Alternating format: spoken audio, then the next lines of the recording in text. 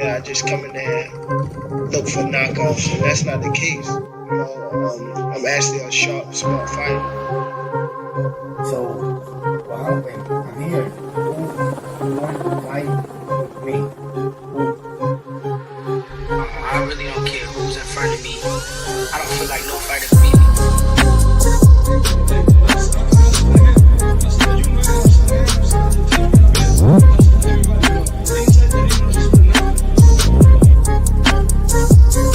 My goal is to demolish everybody, to be honest. Everybody that's in my way. The pinnacle to any weight division is to have all the belts, all of the titles.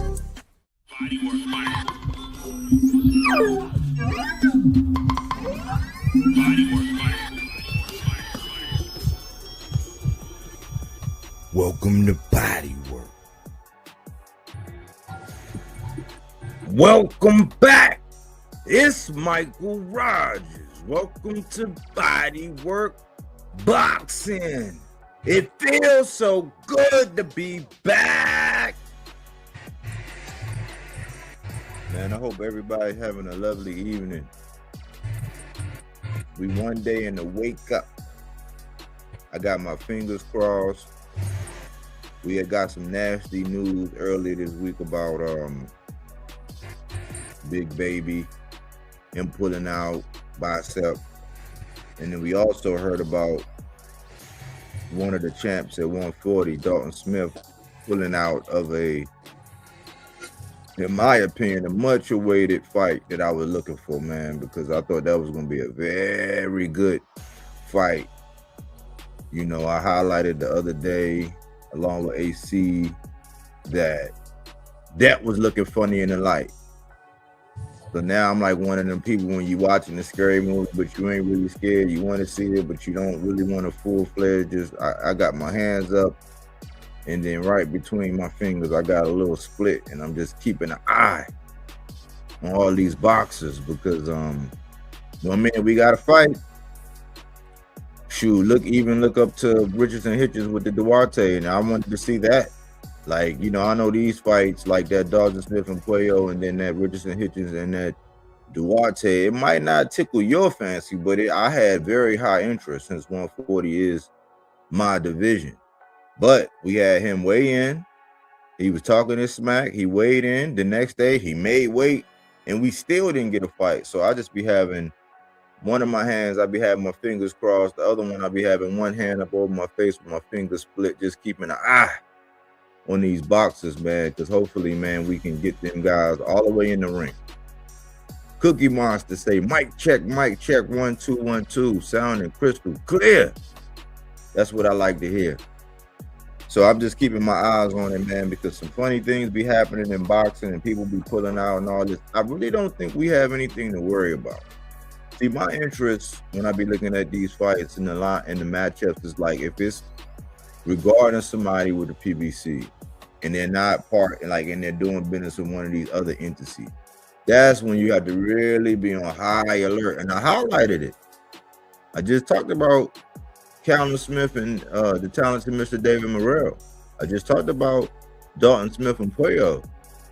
So don't try to gaslight me and say I ain't on to nothing. But right now, I don't think anything that's coming up, we really have anything to worry about. It's just I got my boxing nerves is like, man, we got a lot because we started off with a banger in the beginning of the year. It was a little bit of lull in the action.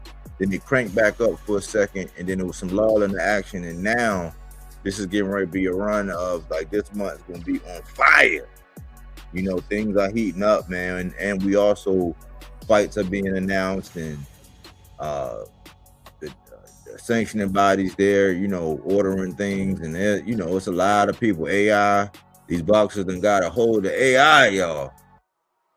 And courtesy of B. Calico, one of the housekeepings at his request, is going to be something that definitely was AI generated. But it's funny, if you know how to use it and all that, there's some people, and just like everything else, it could be used for good, it could be used for bad, but people are getting very crafty with this AI stuff. But that's all that's been going on. I've been staying abreast, and I said, you know what? we really haven't dove into the Benavidez and Zerto and the implications, and we definitely didn't really dive fully into the Naoya Inoue and the Nakatani. You know, this is Monsters Inc. You know, it's just so befitting because you got the monster Naoya Inoue always challenging himself, always testing himself. You know, he got his country on smash. And then you got El Monstro, the Mexican monster, David Benavidez, he caught Canelo slipping in the turning lane, and he's just going to go ahead. He did that. He's doing that slow merge, but I think he got it now. That car's fully in the lane. I think Canelo might be, you know, be getting left in the dust, and he's cranking up Z shit talking, you know, and I like it. You know, we need people like David Benavidez, especially with, you know, Americans having a thirst, you know, with the absence of Tank. The big fish is coming back. You know, the PBC guys was inactive, but with the absence of mainly Tank, you know, there's nobody really trying to grab the bull by the horns, no Diddy, and really like cement themselves into that starlight lane. But David Benavidez has been making all the right moves. He's been saying all the right things. And I think he's going to get the home base. But that's what's just going on. That's a preview of what we got going on. And I got one of the best, if not the best, co-host on the planet. AC, what's going on with you? Man, what's going on, bro? Everything's great, man.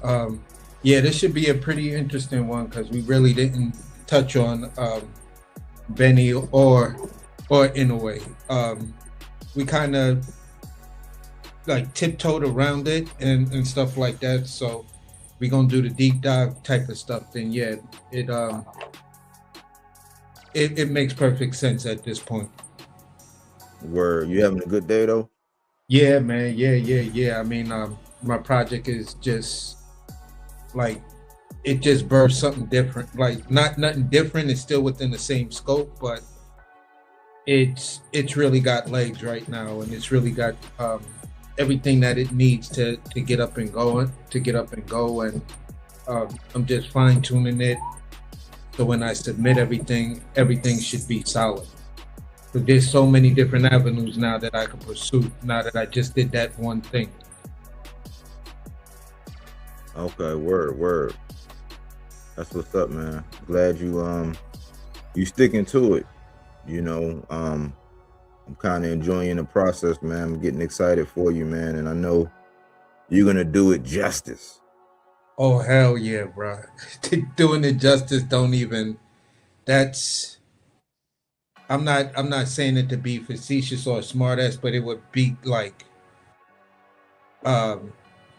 it's almost like the giving. I'm even trying to figure out a word for it myself because just to say this part, you ever started a project or started something, and then as you're getting it together, you actually get scared of it, like, oh my God, this thing is really that crazy. This is really it. And it has like repercussions that just can reverberate outside of the scope of even what I'm doing. And that's where I kind of been. I was like, wow, this is madness. Got me a little like Mufasa-ish. You know what I mean? So, yeah. So that's just the way I've been looking at it, bro. Word. Well, that's good, man. That's good. It's always, you know, those things can be challenging, man. But you built for it, and that's good. You know, I see it reaching outside. You know what you're doing too. I see it being influential, just like everything else. Yeah, definitely. So I'm gonna get into, huh? No, I was just saying, yeah, that was it. I was disagreeing. Yeah, I'm gonna get into the housekeeping now. You know, number one, the Xander Boots card is giving showcase fight energy. What do you mean, Mike? If you listen, I'm gonna tell you, right? You know, I like the card, and I believe it's one of them cards to where when you look at it, you know, Turkey is thrown on a lot of these kind of cards where when you look at it, you can put everybody on the left to win, and your parlay probably gonna hit. You know, I think it's like that when I see it. I don't really see nothing too hot and spicy for the guys that I'm favoring to win. The closest, most competitive fight, arguably, is the main card, which is kind of, I mean, I guess it's kind of good for them guys because if they bring it home and they really fight, it'll deliver. It's like, okay, it did better than everything beneath it.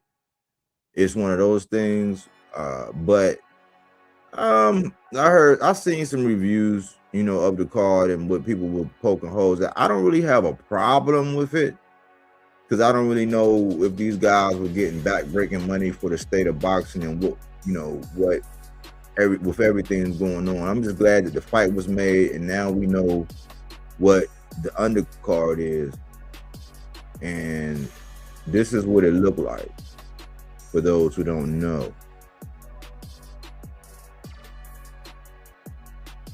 You got your High Tucker and Cedeno. Hold on, let me see. Let me do something real quick.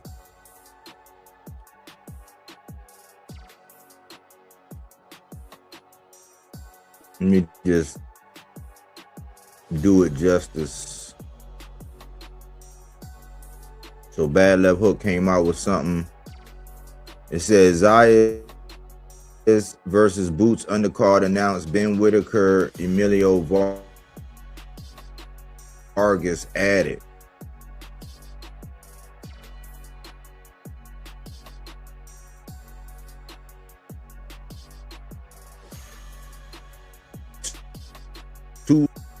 Two days ago. The undercard for Xander versus Jerron Boots ended the card and have decided to feature some of their prospects on June 27th at the Barclays Center in Brooklyn. The card was streamed live on the Zone through either their Ultimate tier or as a pay-per-view. The main event will see Zayas 23-0, 13 knockouts, defending his WBA and WBO super welterweight titles against ex-welterweight titleist Ennis 35-0, 31 knockouts. In a meeting of two of boxing's most notable rising stars. So we got Emilio Vargas, Ben Whitaker return on the undercard. Top ranks Emilio Vargas 17-0 with 14 knockouts. Definitely high interest. I think he kind of, people bringing him up, but like he's right behind Abdullah as far as like the potential and all that. And then he got his father and he's doing it. This is not like no Conor Ben stuff. He's going after his father. Like he's really holding it down. That's the one that pretty much got the best skill set, in my opinion, and also has the most promise. And, you know, he be quoting Floyd and saying how, you know, even when they left the club, he said he remember, you know, the stories about Floyd running home from the club. And so he's adopting that. His physique look a little different too. Like he really be working out. Like sometimes them kind of fighters, them style fighters, they don't have the best physical body type, but he looked like he be working out. He's facing Bryce Mills, 22-1 with 9 knockouts in a 10-rounder. You know, Ben Whitaker, 11-0-1 with 8 knockouts. That's like Eddie's prized possession right now. So he has a quick turnaround, and he's facing a veteran from Connecticut, Richard Rivera. He's 27-2 with 20 knockouts in a 10-rounder. Then you got my guy, Jihad Tucker. One day I'm gonna get Jihad over here, man. We gonna have a conversation, man. We ain't gonna do all that messy stuff. We just gonna have a conversation. I like Jihad, man. He is making moves, man. He don't get talked about enough. And his style is not cookie cutter. He's 16-1-1 with 7 knockouts. And he's fighting Yuri Cedeno. He's 14-0-1 with 12 knockouts.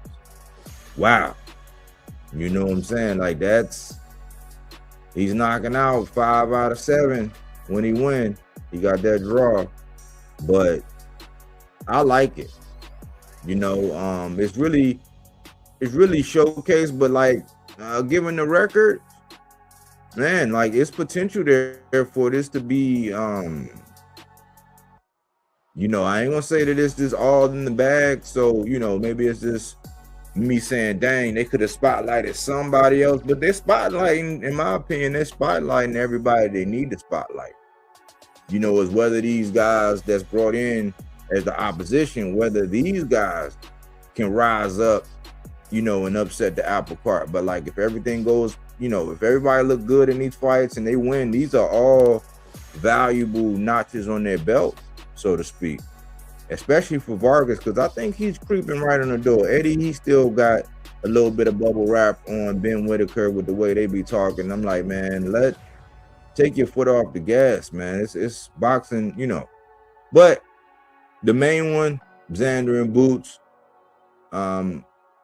people still talking about that. I'm surprised with how negative the conversation be around it, but I'm not engaging in none of that. I think that it's not 50-50, but it's close.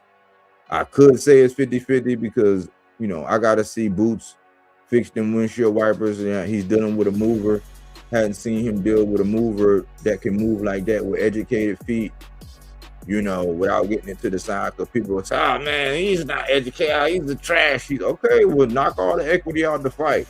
I'm just saying it's going to be interesting, especially knowing that Boots is coming to spark Zayas. Zayas is coming to try to put on a boxing clinic, which is like the perfect recipe. It's just who can impose their will and what's going on. It is prime time.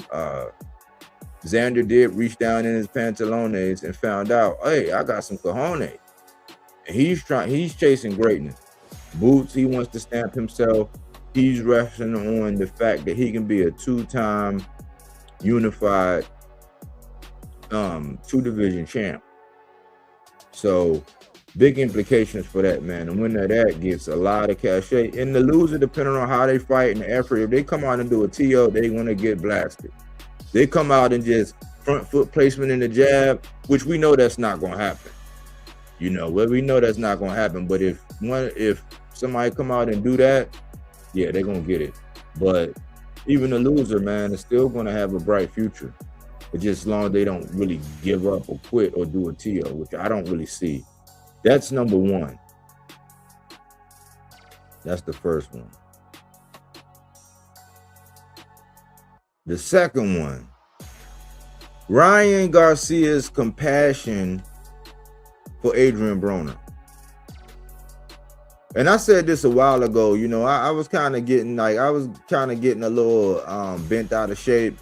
You know, at first, when it was first glimpses on the radar and AB was doing stuff, I would talk about it in glancing blows. And that was pretty much right up around the time when he fought Blair and a little bit after that. And then I started seeing him. I said, man, it's just he's stuck in the street. So it's no need for me to do with everybody else and keep dragging this man. But I see that since it's a PBC fighter, because I know a guy that was with Top Rank. His name was Felix Verdejo. He don't even get dragged. And he did the ultimate, like he was fooling around, you know, procreated, got rid of somebody. Like he just, you know, nobody ever just, but we drag our legends, man. It's like sometimes we can let them have grace.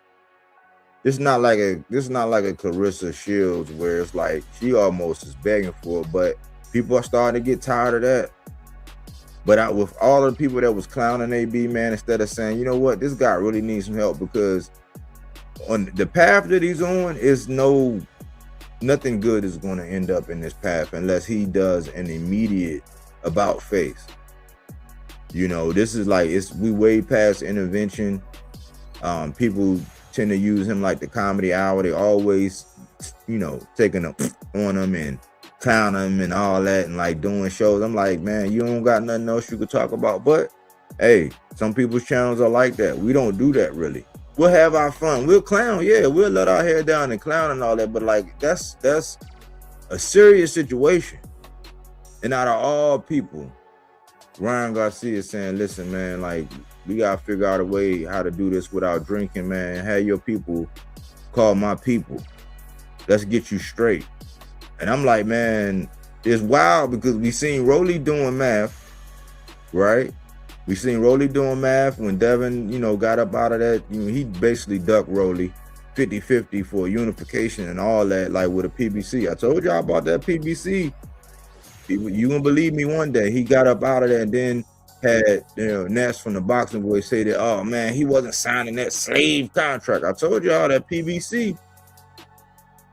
But Rolly was doing math and being the voice of reason. Rolly was the one being more mature than Clarissa Shields. Now you got Ryan, everybody want to, like, especially the Devin only fans. They always want to, oh man, that PED using blah blah blah, and this, he got his ass whiz-zaz up that night by Ryan. You know what I'm saying? Even though they call it star ring, it was nothing he can do about D left and Z right. And he didn't have to play in the sandbox at that time. He could have unified, but I digress.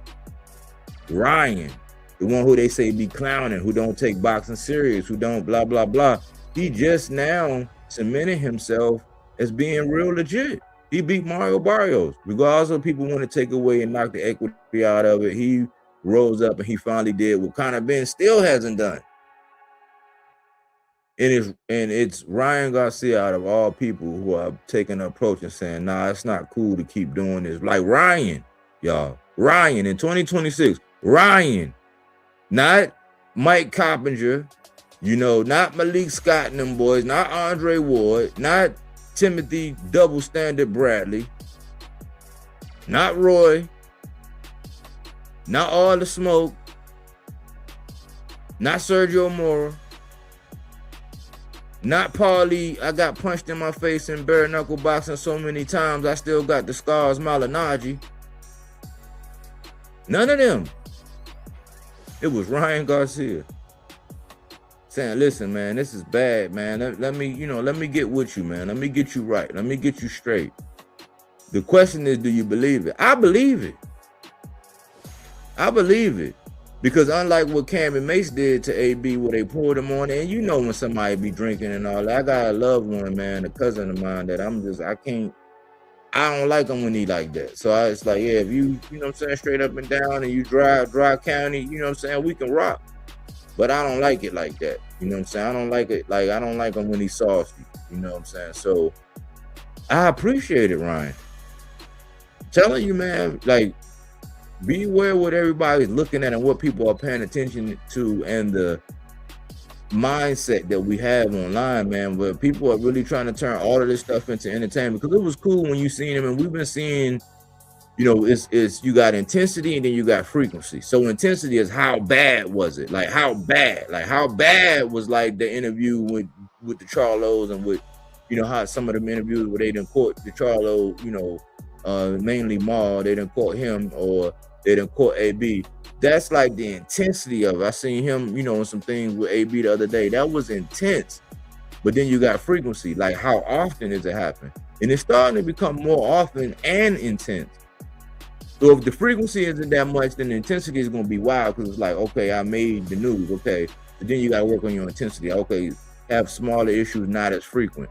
Well, they're getting more intense and they're getting more frequent, which is an indicator of where he's going, man, if he don't get the help.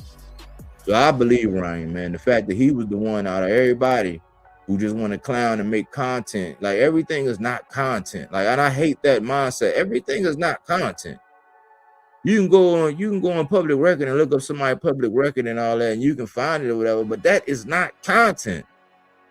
I don't know in what world will we just, we leave the real world and then we go online and then all of a sudden, oh man, let me see. Oh, he was doing that. Oh man, he hit from the back. He was okay. They had sausages and eggs and green eggs. Like, that's not content. It's somebody's personal life, man. And sometimes it's like, oh man, ha jokes on you. If it's like, if and it's not serious. Like, we done seen we seen David one day when he went out there to Turkey. He had a couple drinks. You could tell in the interview. Okay, people like, oh man, David was feeling nice, and they let it go. Why? Because he's handling business. It wasn't something to highlight. It wasn't something. But AB, man, he stuck, man. And out of everybody, Zab, Judah, Mill City, Cigar Talk, like all these guys were, they jacked themselves up off of getting interviews and priding themselves on this. Like, nobody, Ryan said it, man. giving y'all a lot to think about. Ryan was saying, man, let's get AB right, man. So I'm sending positive vibes out to AB because it looked like, man, he's almost at a point to where, you know, we get some major headline and it's not going to be a headline you want to see. And then people are going to come out and say, man, and they're going to come out with all their AB stories and all that. It's like, nah, man. Let's lift the man up right now in the time of need, man, because mental health, alcoholism, all of that stuff go together. It's not the time to clown. You know what I'm saying? Ain't no telling what Madonna, and I always say, man, there's no proof or whatever. Ain't no telling what Madonna hit his ass with. And I'm not making excuses with it, but that's a clear indicator. Everything you look at, everybody, even if you look up anything or whatever, they're going to highlight that was a turning point in AB's career. Why? Because he wasn't ducking no smoke. He jumped up, you know what I'm saying, to welterweight, which I don't think his dimensions really, if he was dedicated and disciplined and just always in there, yeah, he could have been nice. That would have been an advantage, his shorter stature, you know, and then his reflexes and his speed and his time, and all that would have been nice. But like for undisciplined and all that, and then what happened to him after Madonna, he hasn't been the same. And he keep having glimpses to where it's like, all right, he could do a little something as long as they match him right or whatever. He can do kind of like what Wilder was doing here, you know, with the opponents. Like he could have probably did that and did a little run with all these little things and just getting notable guys who, you know what I'm saying, like that was not like really world beaters and really get, you know, earn his check and stay active and focused instead of being in the streets. So I want to salute Ryan, man, and give everybody something to think about. The last one, at the request of D Calico, number 3, Shakur's boxing brotherhood put on blast. So we're going. I'm gonna play this thing. I got permission from D Calico, even though it's not mine. I don't know. He said he wanted me to play it, but I'm gonna have to put this up here. There's a copyright disclaimer. I don't own the rights, you know what I'm saying, and we're just having some fun with this. But it's interesting. And they say it's a lot of truth in a joke. They say there's a lot of truth in a joke, so I'm gonna play this. Let me get it up here for you.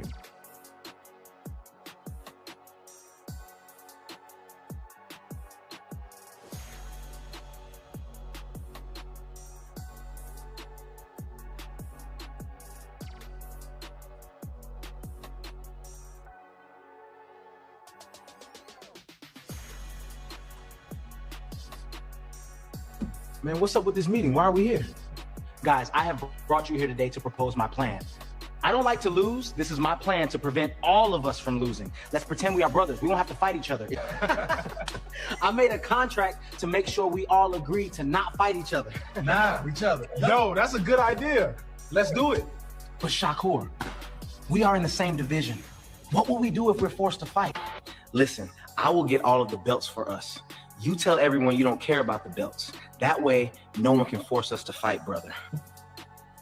But Shakur, what if I outgrow my division and I have to move up to yours? Listen, little Ray Ray, when I move up, you move up.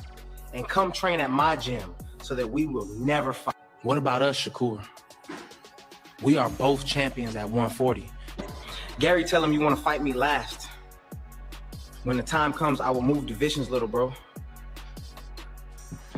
Shakur, what about when you move up? I don't want to fight you, bro. Richardson, sign to Zuffa so that we won't fight. Before you sign, call me out so that it is not suspicious. Now sign the contract to be boxing brothers. Why they want me here so bad? We are not friends. Man, I'm going after all of y'all. There's no friends in boxing, clowns. Abdullah, no, please. I won't let these frauds ruin boxing. I'll go after all of them.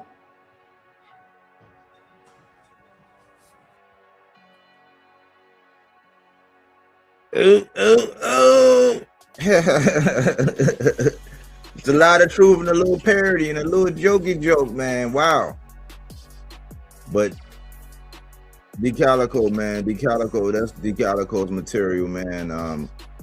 If you want it, go ahead and go over there to D Calico. Oh, hold on, let me see. Let me see. I could do it.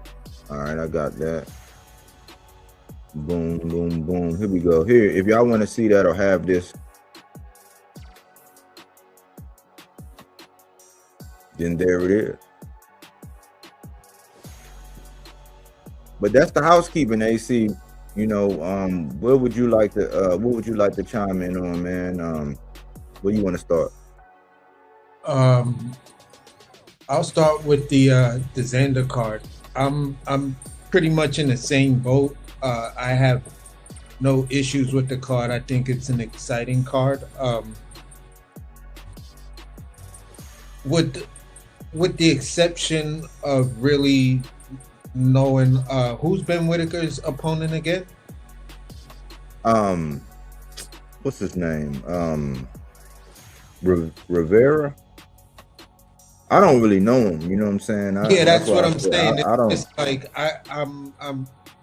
I was thinking the name sound familiar, but it doesn't really. Maybe he's somebody I may have seen on Pro Box or seen on the undercard of something, and just walked away like, I wasn't really impressed with it. But the name did kind of sound familiar. I'm gonna look up the opponent to see if this is the type of guy, based on the rhetoric that they were saying inside the ring after his last fight. See if this guy is truly a step up or another step up, or however they're trying to frame that between Eddie and his team and things like that. But overall, I like the card. I'm happy to see Jahai back in business and in the ring, so I'm gonna be looking forward to seeing some of these guys get back in the ring and see where they are, along with the main card, because that's the main fight that I want to see where each guy is and things like that. Like I said in the past, it's the type of thing that has those type of repercussions when you're talking about the 54-pound division. Ryan Garcia's compassion for AB. This is again one of those moments where, if you haven't really been a big fan of Ryan, I would say just a good fan of Ryan. These are the type of things he's always done. Ryan is a weird personality. It's like he'll mess with people, but when he see you down and out, he's like, damn, that's kind of fucked up. Let me reach out a hand. You know what I'm saying? But as minute you get back on your feet, I'm gonna fuck with you again. And he's just that type of dude. He's the type of dude that, regardless of his antics and stuff like that, he's a guy that you would want to have in your corner. He's the type of personality that says, you know what, when I'm down and out, I do have my boy Ryan, to hold me down for a minute or try to pull me away from the edge. You know what I'm saying? And that's the type of thing that's cool, because Ryan can relate to some of these issues on different levels when it comes down to AB. And that's probably why he really reached out, and he's the first one to both sympathize and empathize with what AB is going through. So, this is one of those things where you got to salute Ryan and say, yeah, this is what you're supposed to do, champ. Now that you got the belt, now you step out and now you be the first one. It doesn't have to be the type of thing, you do on the low and don't nobody really know what's going on until AB will come out and say, you know what, the first person that came to my aid, the first person that was holding me down, calling me on the phone, making sure I'm all right, was Ryan Garcia. No, people, now it's not the type of thing you looking to build fame off of, but it's the type of thing that says, you know what, as a champion of this sport, and when we look at an old champion go through this kind of stuff, and regardless of what people want to say, boxing is, and the fight game, it's not the type of thing that doesn't lead you down the wrong way. Even guys that don't get caught up in the drugs and alcohol and and things like that. They get caught up in other areas. You know what I'm saying? It's easy to go down the DV path. It's easy to go down the cheating path. You know what I'm saying? So no fighter is beyond scandal in boxing. So once you become champion, you know, you see somebody really, really going through it, that's when all the champions should rally around this ex-champion and say, you know what, we got you.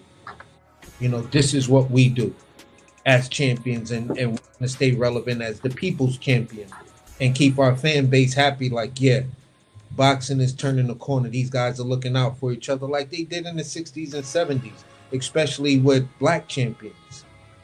They had no choice but to stick together. Even prior to that, they had no choice but to stick together for the most part. You know, so at the end of the day, man, like they say, they all speak to each other. They all know each other. They all got each other's phone number. And if they don't, it's just a matter of walking up to them, giving them that positive energy. Like O'Shaq said, you know, dap a person up respectively. And, you know, you exchange numbers and y'all keep it pushing. So you don't have to be best friends to say, I ain't never going to fight you because I dapped you up. But, you know, just to know that there's a camaraderie. We are all out here and we all, you know, do a little bit more than send prayers and thoughts to a downed ex-champion who has the possibility of, you know, maybe looking at his career and who he fought and things like that, maybe he might have a shot in the Hall of Fame. But at the end of the day, good. This is the type of thing that's extremely positive for boxing. Finally, just to get on to the brotherhood, you know what I'm saying? I thought that video was hilarious. It was right on point, but you know, regardless of the joke part about it, the message is strong. Like, is this what you want, you know, boxing years from now to say about you? To say, yeah, in a nutshell, you want to know who these dudes were? Go back to this video. Somebody generated this AI video 5, 15, 30 years ago to explain who these so-called legends are nowadays. Just to let you know who they were and how they got there. They didn't do what they were supposed to do. Just like, you know, we talk about fighters nowadays, like, you know, it's not a matter of us, you know, taking the equity out of the fight. It's saying, okay, where you are, where the hyperbole is around you, where they're saying you're on this pound for pound list, and every boxer in boxing don't make the pound for pound list, just like every boxer in boxing is not going to be champion. You know, that's a honorable club to be in when they discuss you in the terms of pound for pound. It's an honorable thing when you become a champion and you hold that belt. Even those guys who get up to the elite level of, you know, where they're lineal champions. So for me, I can relate to that. Because yeah, I can get the local thing from New York Times, get 2 or 3 stars from New York Times, make me a big dog in New York. But if I want to be global, I need that Michelin. And if I want to be at the elite level of global, then I need to get on the 50 world's best list. Whether I'm 50th or whether I'm 10th or whether I'm number 1. As long as you on that list, you in the category of these 50 restaurants. Out of all the restaurants globally, these 50 people are the elite of the elites. So it always gives you a place to go. And when you look at what these guys are doing and how they got there, and you say, okay, who did you beat to get your first ring belt? You beat this guy. How is he rated? Okay, so can we give some legitimacy to that fight? Yeah, you can give some legitimacy to that fight. What about this fight you're chasing? All right, if you win this one at this weight class, yeah, that was a tough opponent. The guy was really official. You went after it. You got it. It wasn't capped. I got to give it to you, bro. You know, Then you went after this guy. This guy was sketchy. He was kind of holding on to that belt. Long layoffs, a bunch of other weird stuff. That's not taking equity from the fight. That's being proactive to say, okay, if I'm going to give you the credit and knowing the credit they're going to give you after that, if this is the main sticking point, then this has to be here during the fight. I mean, before the fight, during the fight, and after the fight. You can't switch the energy up after the fact and say somebody did something they didn't do, and our eyes didn't see him do it. Our eyes just seen this guy come in with his hands in his pocket. So this is the hard part, man, because these guys gotta figure out their path. Gary Russell said it, in his own words that, yes, sometimes you want to take the easy route to success. And sometimes you deserve that 1 or 2 slots of taking the easy route. Yeah, you do. But everything can't be the easy route. And then the hyperbole saying, this guy who has an IBO belt that don't nobody know about in America, you know what I'm saying, is now a world-class fighter. And all he did his entire career was fight locally. Okay, to be world-class, you have to fight on the world stage or have that repertoire of when I look down, I can see all of these different countries, or that these guys came from different countries, but they all fought you here because here is where the money was for you, being that you're the biggest dog here. Every country has their domestic star. And the majority of these domestic stars, their fights are going to be, guess where? Domestic or at home. Look at Inoue. Inoue has probably less than 5 fights out of Japan. We talk about, Body brought up Tank earlier. I don't believe Tank has any fights outside of the U.S.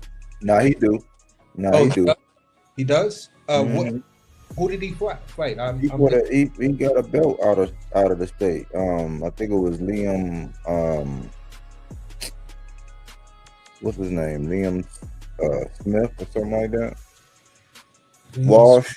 I forgot I forgot his European name, but he fought outside. Like he did. Okay, that was in the UK, right? Yeah. Oh, all right.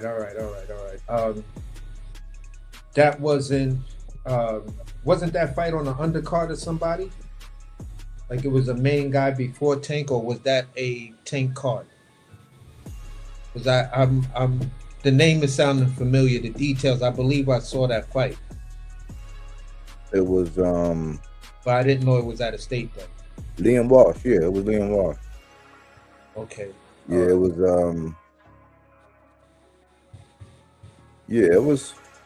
it was his card. Oh, okay. All right. It might have been one of those things where I just got home on a Saturday after leaving work and just came in and tuned in and was like, oh shit, Tank is fighting. And I just wind up watching or going to a sports bar or something like that after work.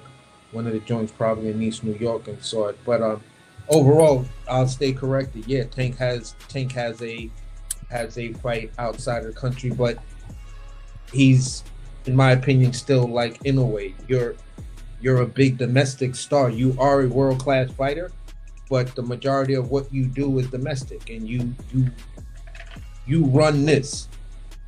You know what I'm saying? And there's nothing wrong with that. I don't have any issues with that. AJ did it with in the UK. We got Tank. Obatiah is doing it for Australia. Kostya Tszyu was doing it for his home country and stuff like that. So same thing with Joe Calzaghe. He has a handful of fights outside of the UK. So with that being said, when you look at the greats, it's a mixture of both.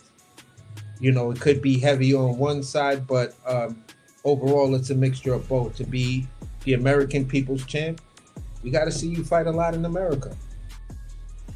So with that being said, I don't know where Shakur and these guys are looking at their legacy or their future.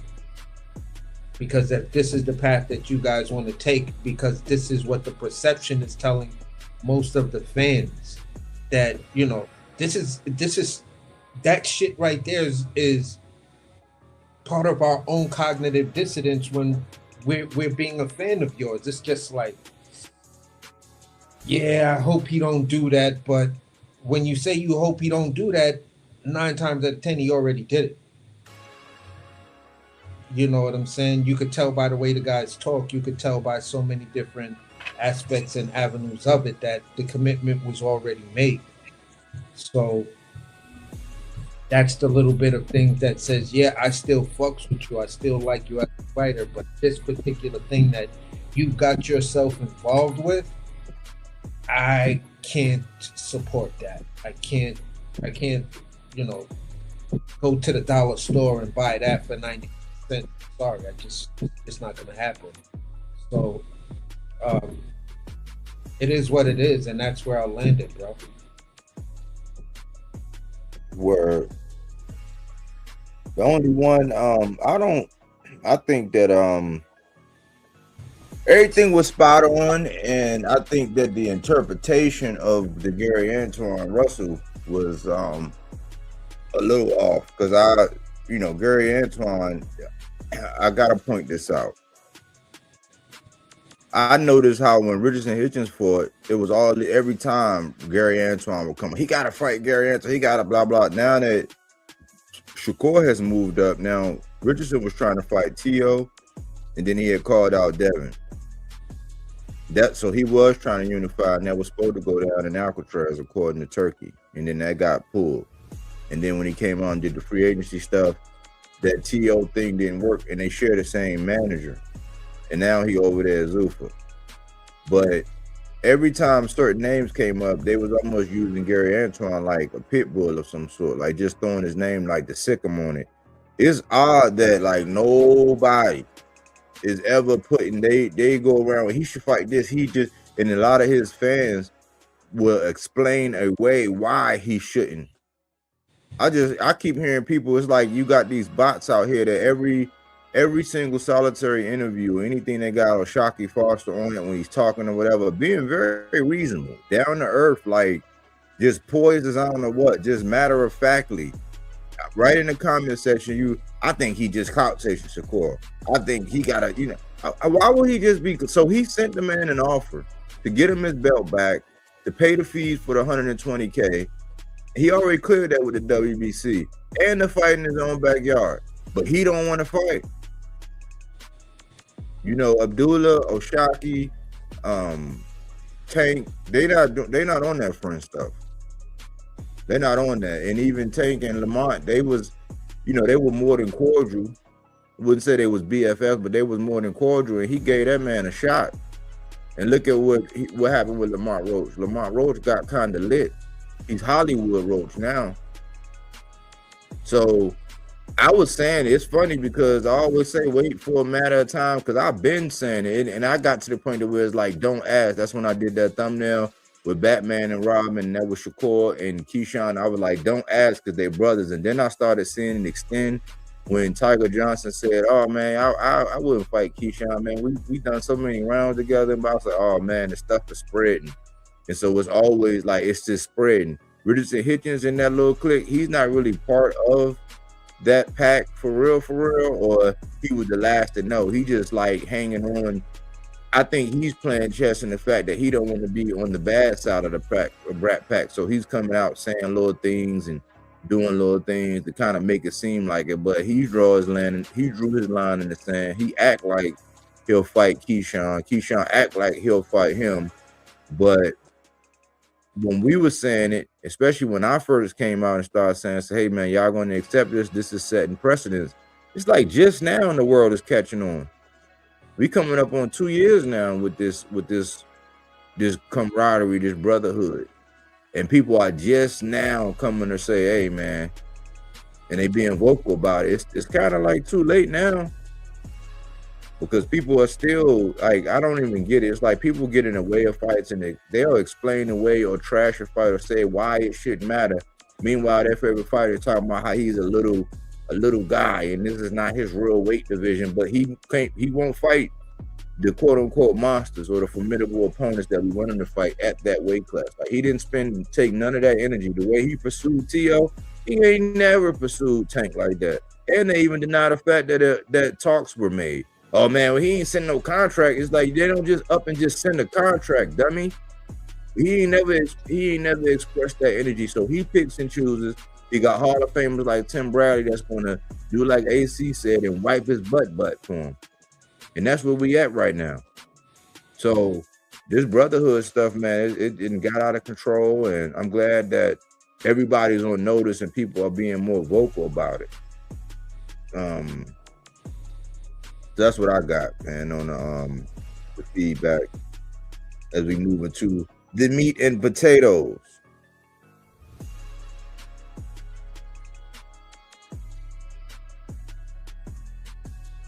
Let's see here.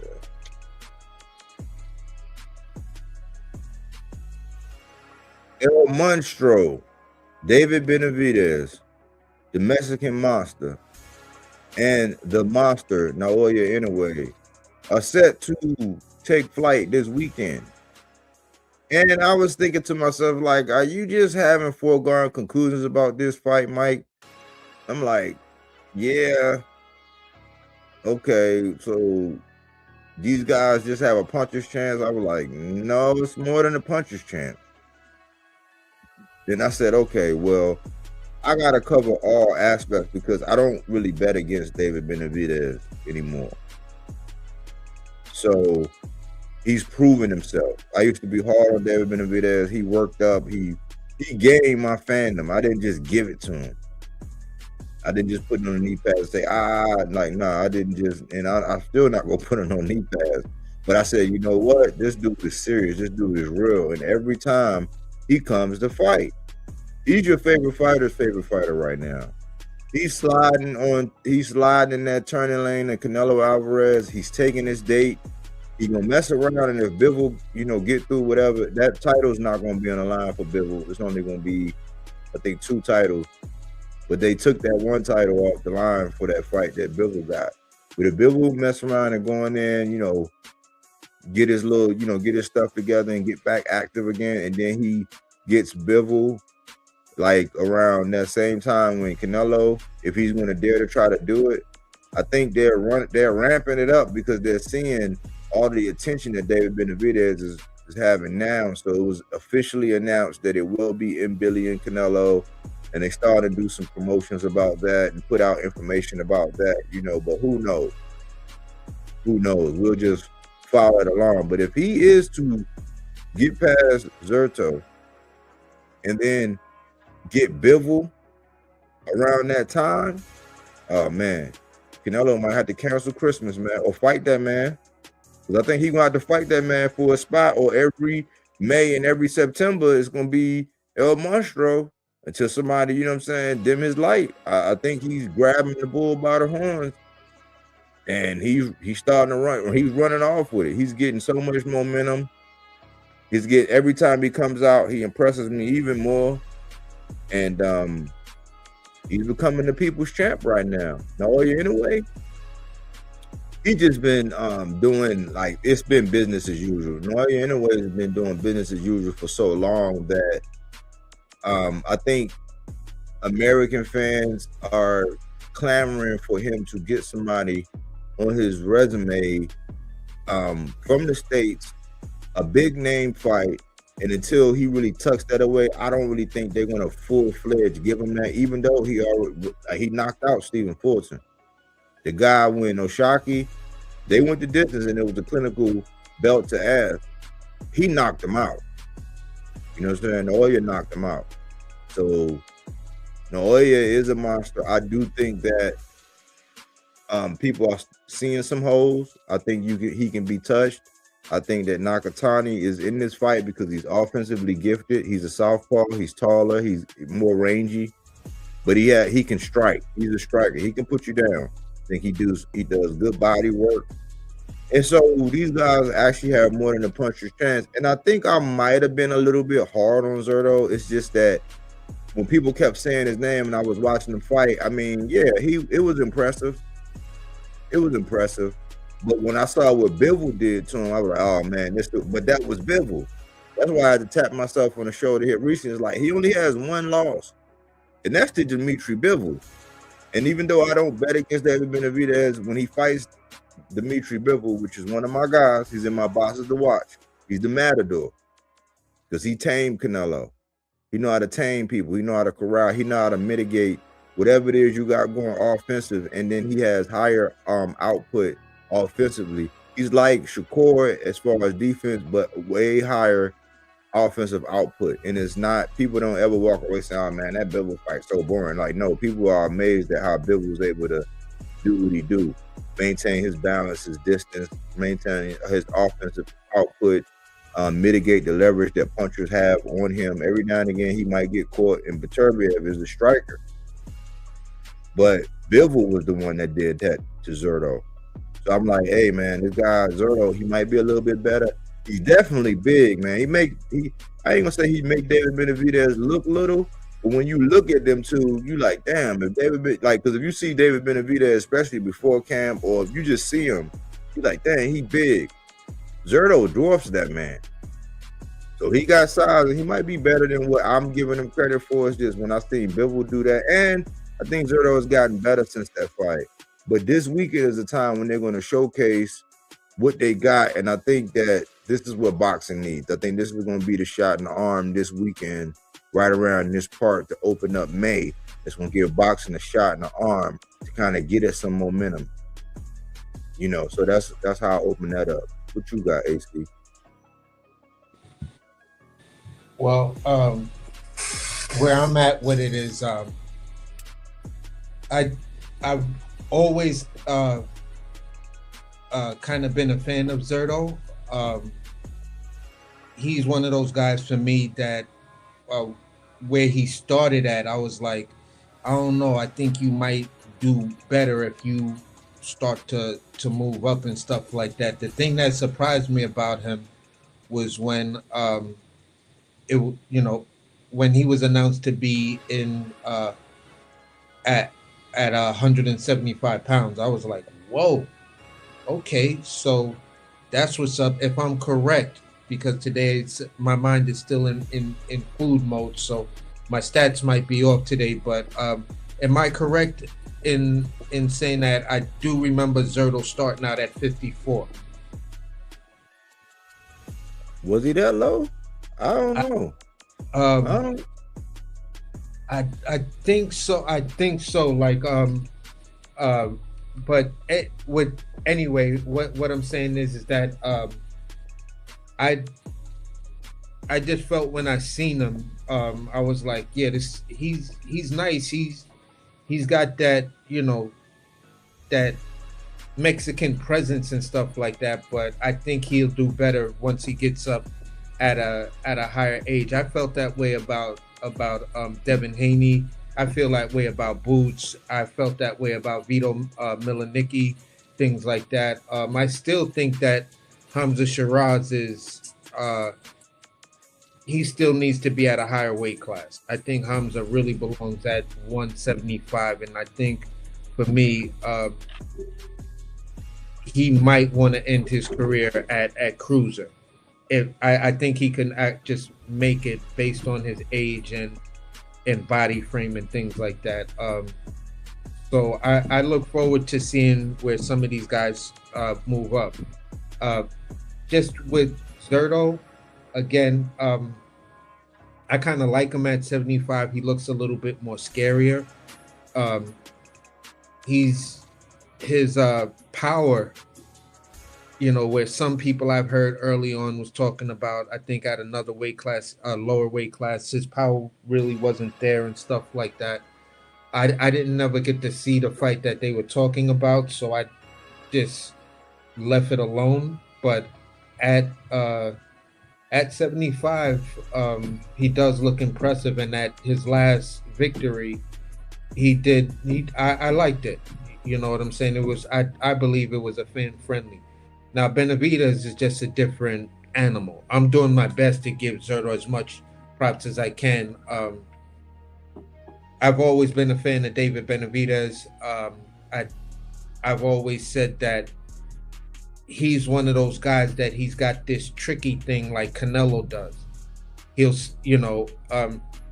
he knows how to, even though they don't have the movement where they say the movement type of smart footwork, both him and Canelo have that foot placement, that intelligent foot placement footwork.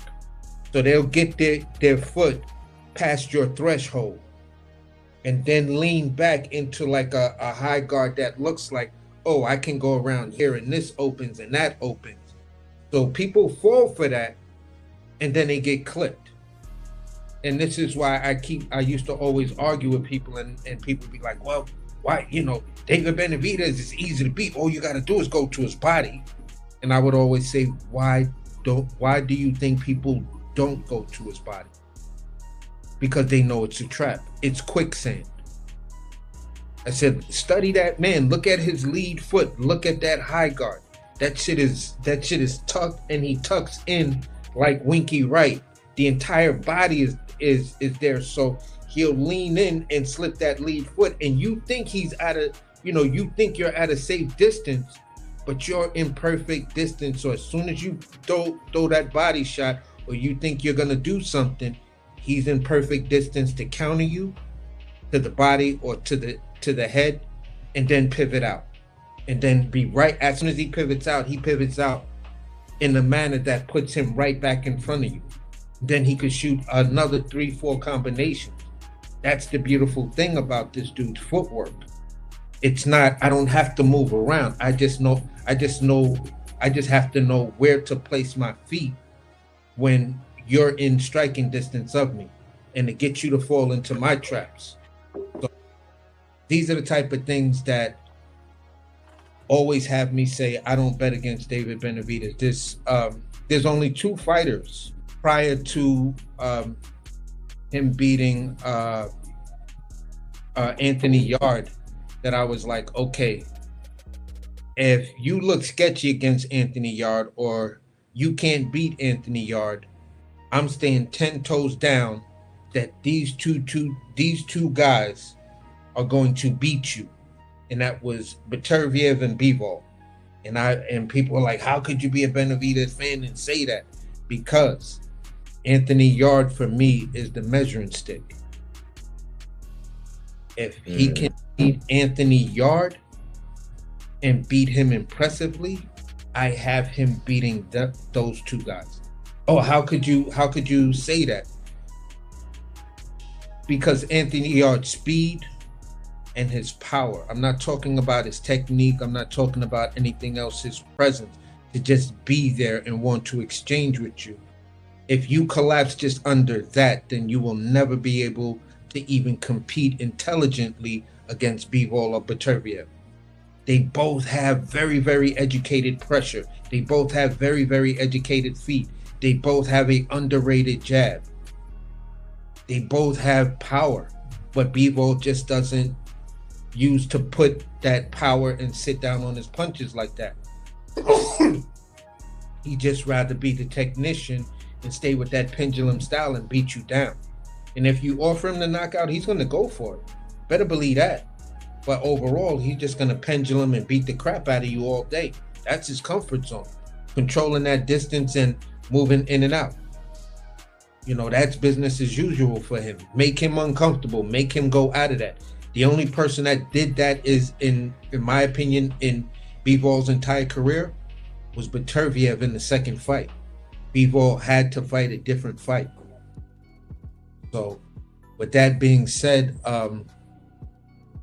Benavidez is just that guy for me. He has, right now, his momentum, his confidence. 175-pound division is his to own, and beating it's his to own, but going up to cruiserweight and beating Zerto up there is, that's something different. That's when you're and excuse me for saying what I said earlier. I meant to say Zerto being at cruiserweight, not at 175 pounds. And he just looks dangerously impressive there. So with that being said, bro, I really, really enjoy this fight. I'm looking forward to this fight. This fight could have answers. Could Zerto catch B-Roll in a way? Catch Benavidez in a way that fucks with Benny? Yeah, I've seen Benny get dropped a couple of times, so that's not impossible. Morrell dropped him. So, with that being said, I'm gonna just mute up just for a quick sec. Yeah, I was looking at been looking at Zerto's resume, and he didn't win 24 rounds with Jesse Hart. He won a majority decision, and then he won first he won a unanimous decision, then he won a majority decision. But what was kind of impressive, even though I don't know where Joe Smith was, it was almost a year after the Bivol fight when he lost unanimously. He came back and fought Joe Smith Jr. and got a unanimous decision against Joe Smith. Now I don't know what was going on with that fight. I remember seeing it, but it was wild. It was 99-91 on all three scorecards. He was a clean sweep. And he also got Chris Billiam Smith on there. Yeah. So I think he's shaping up at cruiserweight. I'm not the biggest fan of Zerto, because even when I saw him, I said his big ass need to move up anyway, but he finally did it. But gotta put respect on his name, though, because the dude is 48-1 with 30 knockouts. Like, that's why I was saying, like, I wasn't joking when I was like poking holes at Oscar about how he be having his guys, he be building his guys up, because if you look at Jaime Munguia, like Jaime Munguia didn't catch half the flack that Tank got, and look how many fights he got. We look at the rate at which Virgil won, still no title, and Ryan Garcia got a title. Shit, Ryan Garcia might move to 154 before Virgil get a title. But messing around with Oscar, he will build you up, build your resume up. I think he might be trying to let Schofield, finally, do something, because we think Schofield got tapped in the shoulder with the Shakur. But Zerto, man, very respectable resume. 48-1, 30 knockouts. Man, that says a lot. So, gotta put respect on his name. Yeah. Moving over to, go ahead. Basically, I was just gonna say, he started out at 160. Yeah, I saw that. He was never that low. He started off at 160 and 167. But yeah, it's a big dude. But moving over to Nakatani, which is the fight which I think is going to be I can't hear you. Can you hear me now? Because I hear you now. Yeah. Basically, I was just saying, he had the he started out at 160. You know what I'm saying? He did have one fight at 159. Maybe that's why I thought it was 154. Yeah. But I think I'm gonna move over to I'm gonna slide over. Let me go back here. I'm gonna slide over to the Nakatani, daring to be great. Man, I'm seeing a lot of upset alerts with this. I told you they got Nakatani at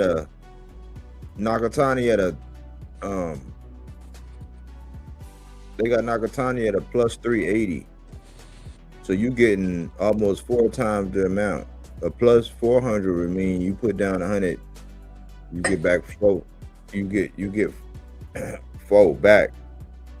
So he's at a plus 380, and in my opinion, I think that the Naoya Inoue and Nakatani fight is going to be, I could be wrong, I think that that's going to be more competitive than this fight. I think it's actually more chance of an upset in the Nakatani fight than there is because we've seen Naoya get hit. Now, if this guy hit him and catch him clean, will Naoya be able to recover? Because more than likely, he's going to have to hit him with a punch he don't see, and that dude can crack.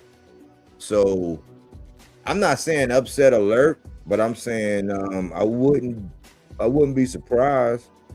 But I think Naoya, because there's a couple other fights, that he, was looking at, and I'm hearing that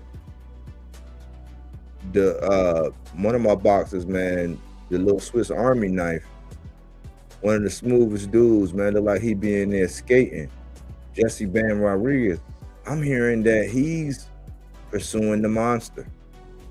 So the monster, I mean, I'm not gonna say he's trapped because he is the monster, but he got coming behind him and looking to move up, and you know what I'm saying, depending on if he get past this, right behind him is Jesse Rodriguez, and above him you got Shushu. Shushu is getting louder and louder and saying he's better than him in everything. And this, at first I didn't think so, but then I had to factor in that Naoya is going to be moving up. And when Shushu decided to sit down on some stuff, Naoya wouldn't be able to handle that. So, he would have to be very active and all that, but I'm not going to put anything before it. But like Naoya is he's in a tight little spot, man. I hope he, get the job done and everything. I know AC got a little insight as far as like the more of the politics and the political landscape of what's going on over there, because he did shed light on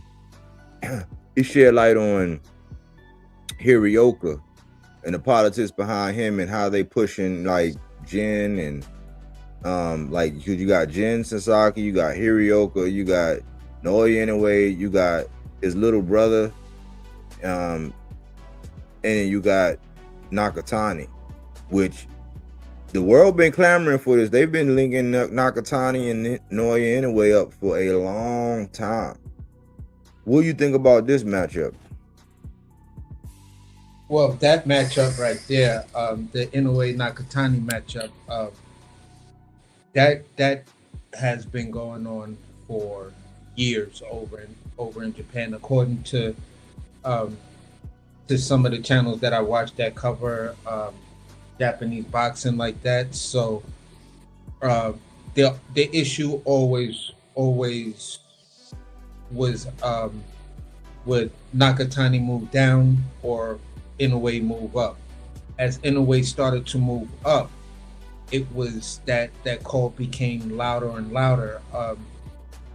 Inoue's, what he's doing is trying to solidify himself, which is still a lot of room for within the Japanese boxing space, as the greatest Japanese boxer. When you talk about the history of Japanese boxers and stuff like that, there are a couple of guys who reached a certain level within the domestic part of Japanese boxing, but as of today, no one has risen to Inoue's level. So Inoue, regardless if he win, lose, or draw in this fight, his legacy as far as Japanese boxing is completely sealed. It comes down to this. Just like with Noito Donaire. He was everything and not a bag of a bag of chips until basically even after that he fought Inoue, and those two fights were the fights that created the legend of the monster Inoue and things like that. So for Nakatani, he goes out and he does this same thing and just beats Inoue, and then you can almost guarantee there's going to be a rematch. So he beats him 2 times. You now are the guy that goes down in history. Yeah, this is the greatest Japanese boxer who's has all of these accolades and stuff like that. Did what only a few American boxers have done. Blah blah blah blah blah. On this side, here's the guy who beat him. He may not reach all of those accolades, but he's the guy who beat that guy. So if there was a lineal championship line to be started or whatever, you can kind of start it with Inoue, the man who beat the man who beat the man who beat the man at that weight class, and then we just got to see what the rest of these weight classes push out and things like that. So if I was gonna go for something that said has the ability to be a lineal legacy fight, right now it's this fight right here. You got the guy who's like, let me put it this way.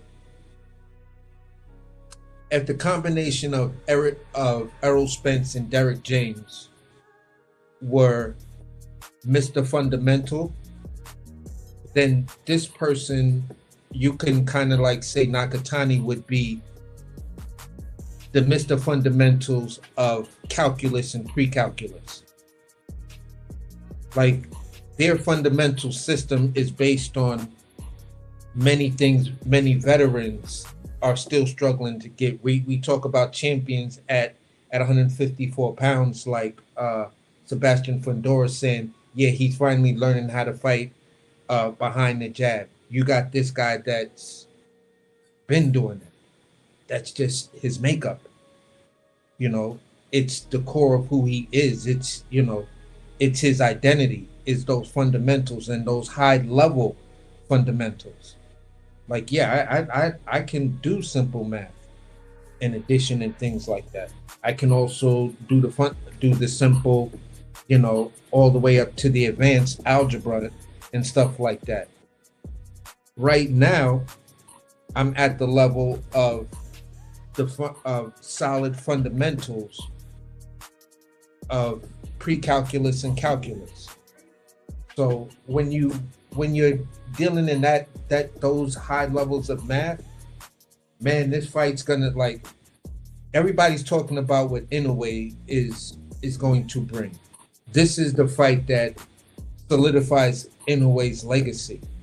This is the fight that, if he loses, creates something brand new. This is, you know, you find out that Godzilla exists, and then you go to Monster Island and, oh shit, Kong still exists. And now these two are on a destination to clash. And there's nothing none of us smaller humans can do about that, but just sit back and watch and see who's gonna claim dominancy, who's gonna be Godzilla and who's gonna be King Kong. You know what I'm saying? Who's gonna win, you know, these two fights? We know Kong beat him the first one, but Godzilla stomped that man out in the second one and had his foot on it, just like, say my name, nigga.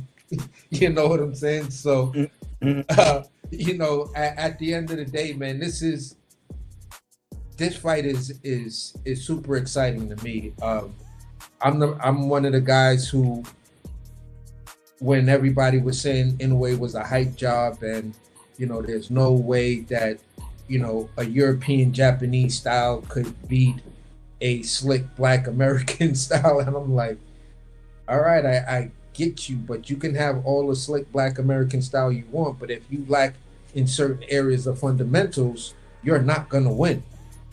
And that's the problem with many slick fighters. They want to do the slick stuff and just half-ass nail the fundamentals.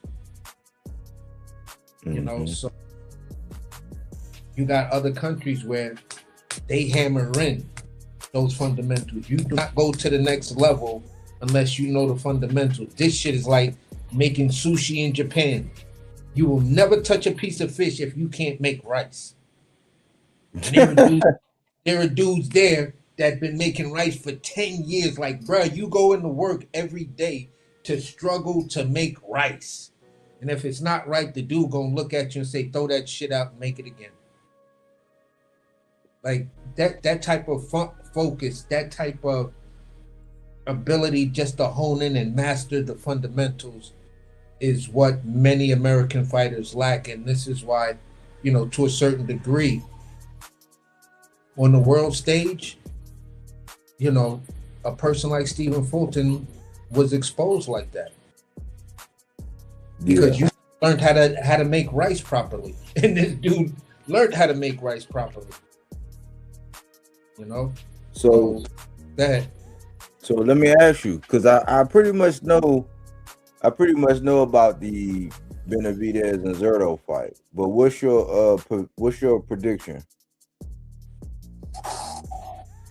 on both of these? Like, what we gonna put down on what? Because I don't know if we gonna have a live before they actually fight. Wow. This fight is so big. I never really put a prediction down to it.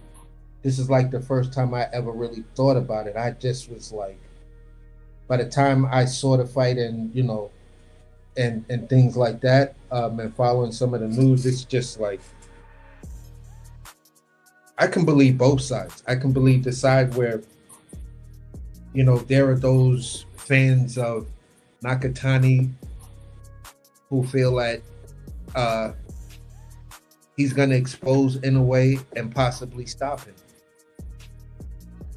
I can see where Inoue outpoints him. My biggest issue for the fight for Inoue is can you handle what Nakatani is going to bring to you? We've seen you get knocked down. We've seen you get dropped. You know what I'm saying? This is a different specimen. Do I lean towards what would be considered the upset alert in this fight with Nakatani winning? I could see myself heavily leaning that way. At times, I see myself leaning more that way than Inoue winning. I think Inoue's had his moments. You know what I'm saying? I think Inoue has finally reached his ceiling. And this is one of those fights where I'm like, you beat this guy, bro? What else can they say about you? But the fighter, the person who watches boxing, who looks at it like the way it is, at times I just see it very difficult for Inoue to go up in weight and beat a guy like Nakatani. And that's just my honest opinion. Most of the time I struggle to see him winning despite all of the things that I've seen him do. I just think this is where, the train actually pulls into the depot and the doors don't open for a couple of minutes and everybody's standing there in that awkward position like, what's going on? And you're looking at the conductor like, what's going on? And he's like, I don't know, it's some shit in the engine room. So it's a puzzle. And this puzzle is going to be figured out in the ring. Am I leaning more towards Nakatani like I keep saying but not saying? Possibly. More than likely, yeah. I would just say, yeah. I'm leaning more towards Nakatani beating Inoue. Well, I'll say this. The man got a 75% knockout ratio, and his power does carry because he knocked out Maloney in the 12th round. And that was a fight. I remember watching that fight. And he's a striker. He's definitely a striker. And I'll say this. It'll be one of them cliche predictions where if it's by knockout, it's going to be Nakatani. Yeah. But if it's by decision, I think it'll be Inoue. But I could go with my father-in-law. I'm a side with him. Inoue is giving me a lot in the tail. I hope this guy don't go in there and spark. I mean, it'd be good for boxing fans. May the best man win for real. But I know my father-in-law, he's a huge Inoue fan. So, it will happen. This guy is 28 years old. I think he can make a statement. But I know the professionalism of Inoue, and I know that he's going to train. He probably pushed himself to the limit. He does have some disadvantages, so this is very, very interesting. It could be an upset. So I'm gonna say Inoue by decision, Nakatani by knockout. But overall,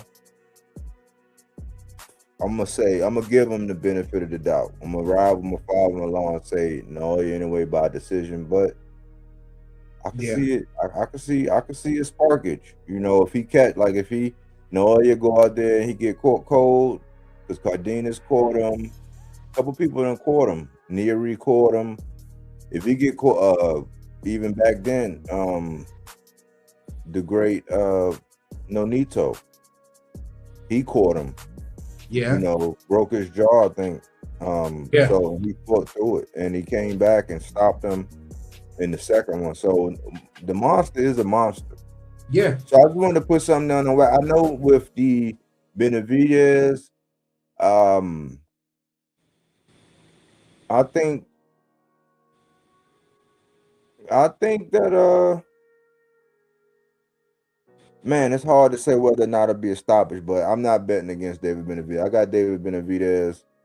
He gonna go in there and put in a demonstration. He's really, not that he ever had a show, but he's really definitely coming out. He's embracing the limelight. He's carrying himself well. He's promoting the fight well. His energy is good. I'm gonna go with Benavidez.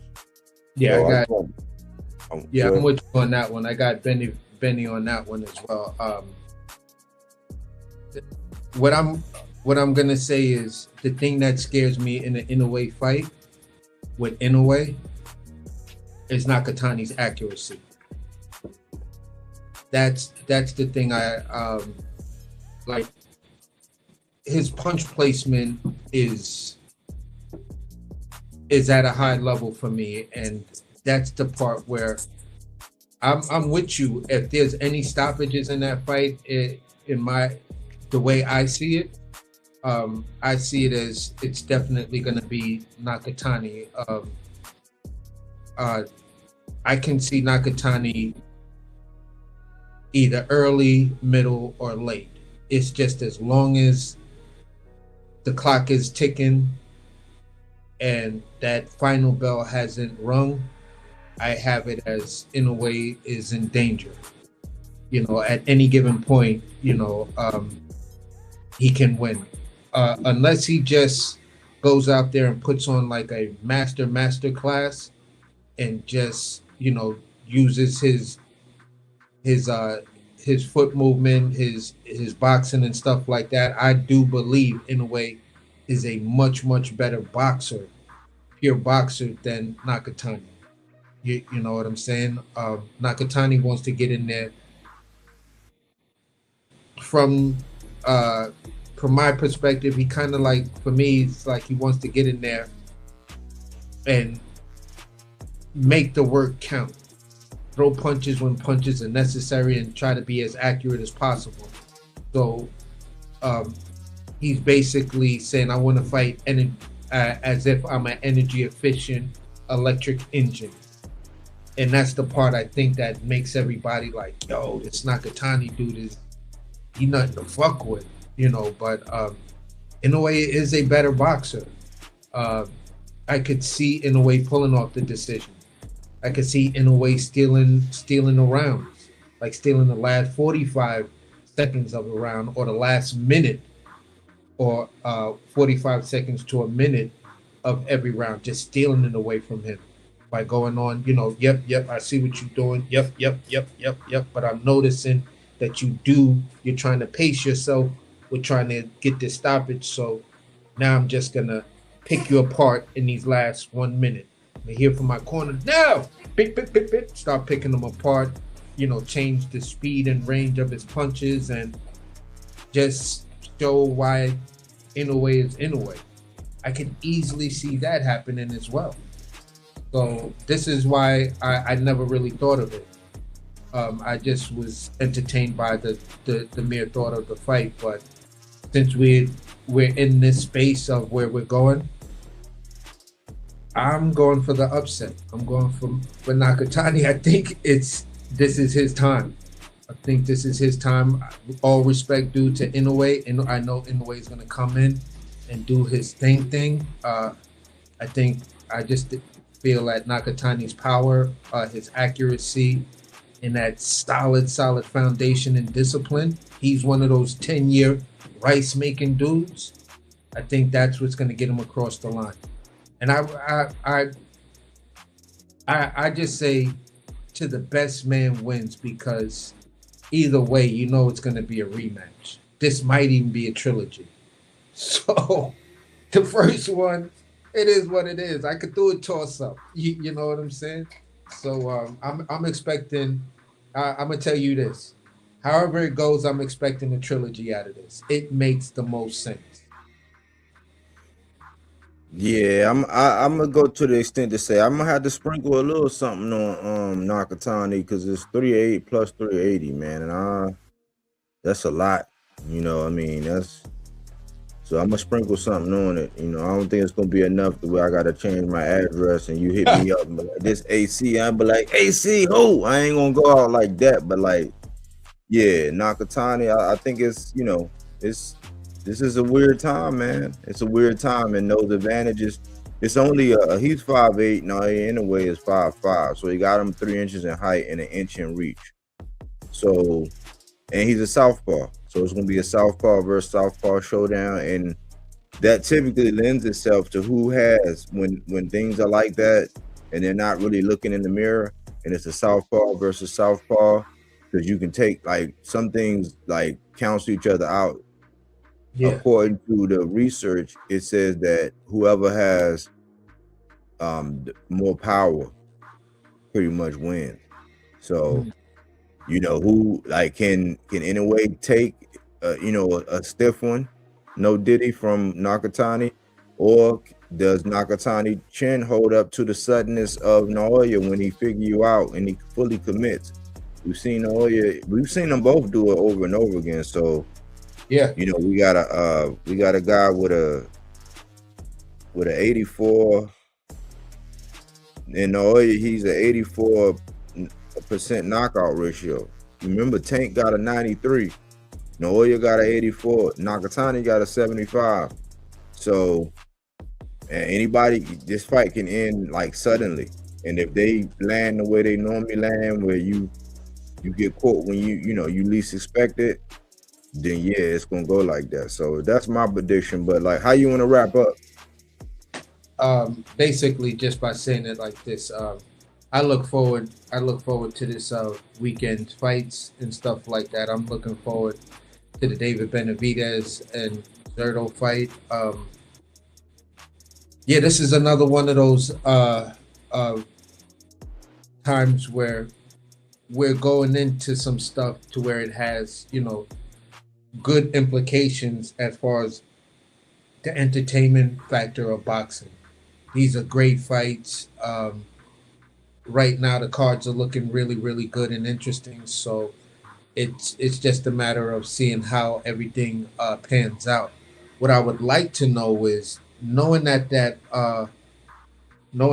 fight is over in Japan with Nakatani and Inoue, there are some guys over there that I would like to know who's on the undercard, because there's some young talent over there that's like, wow. You know what I'm saying? Yes, it's still Japanese. Yes, they're still, you know, somewhat smaller guys and things like that. But I would just love to see who's on those undercards, stuff like that. So with that being said, yeah, that's where I'll land that plane. Great conversation. Just a good spotlight today. Appreciate you, man. Thank you for your support, man. Consummate professional, man. Just wanted to put something on wax, and I thought more people would chime in and say, hey, I got this, I got that. But you know how it is when you get down to the pure boxing talk and not the gossip. But still had to put a stake in the ground for it.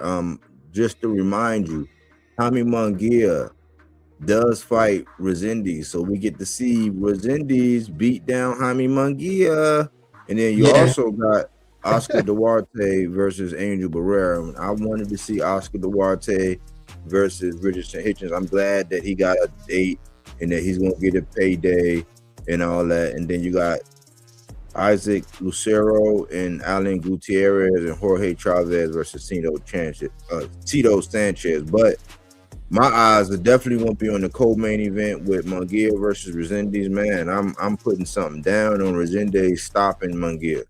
Yeah, I got him stopping Munguia, man. And Duarte, I'm pulling for him because I think somehow, some way, man, Hitchens gonna have to spin the block on that one. But just wanted to remind you that before I close out, man. But I appreciate you, man. I hope you enjoy your evening. yeah, for sure, bro. On to the next one. All right, man. Peace.